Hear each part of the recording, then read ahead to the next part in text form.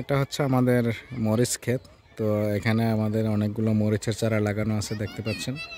আর এখানে খুব সুন্দর সুন্দর মরিচগুলো লাগানো আছে। আমি আপনাদেরকে কিছুটা দেখানোর চেষ্টা করছি।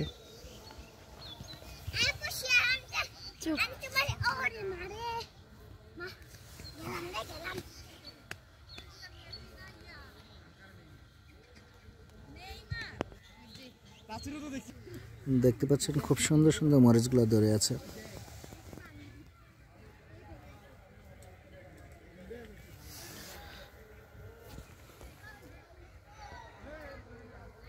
আর এগুলোতে খুব প্রচুর পরিমাণ মরিচ ধরে। আপনারা দেখলে অবাক হয়ে যাবেন যে এগুলাতে কি পরিমাণ মরিচ ধরে। আর গাছগুলো এখনও ছোট। গাছগুলো যখন একটু বড় হবে আস্তে আস্তে,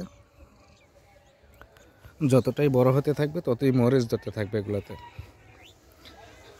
আর সাথে এক পাশে দেখতে পাচ্ছেন টমেটো গাছ লাগানো। এগুলাতে টমেটো প্রচুর পরিমাণ টমেটো ধরে। আর চারপাশ দিয়ে এভাবে টমেটো লাগিয়ে দিই, খুব সুন্দর হয়।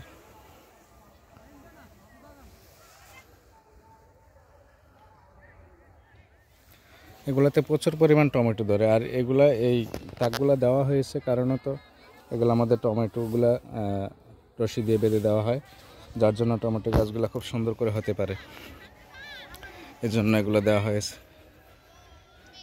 কিন্তু এখন মরিচ গাছগুলো খুব সুন্দর করে বড় হচ্ছে। আমি আপনাদের কাছে নিয়ে একটা দেখাচ্ছি, একটু জুম করে দেখাচ্ছি। এই দেখেন, এই গাছগুলো যতই বড় হতে থাকবে তত প্রচুর পরিমাণ মরিচ ধরতে থাকবে। সাথে রয়েছে একটা মেট্রোস গাছ, এটার আমরা মেট্রোস বলি আমাদের ভাষায়। কে কী নামে চিনেন আমি জানি না।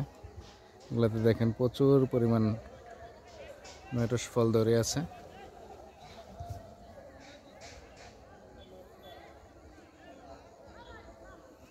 এগুলা অনেকেরই প্রিয় জিনিস। অনেকে যারা গ্রামে থাকেন বা গ্রামের পরিবেশের সাথে অ্যাডজাস্ট, তারা হয়তো বা অনেকেই চিনেন। এগুলো খুব সুন্দর একটা ফল। যদিও এটা দিয়ে টক রান্না করলে খুবই সুস্বাদু হয়। অনেকে টক রান্না করে, আবার অনেকে এটার পাতা দিয়ে ভর্তা বানিয়ে খায়। তো খুব সুস্বাদু একটা জিনিস এটা, অনেকেই জানেন। তো আজকে এই পর্যন্তই।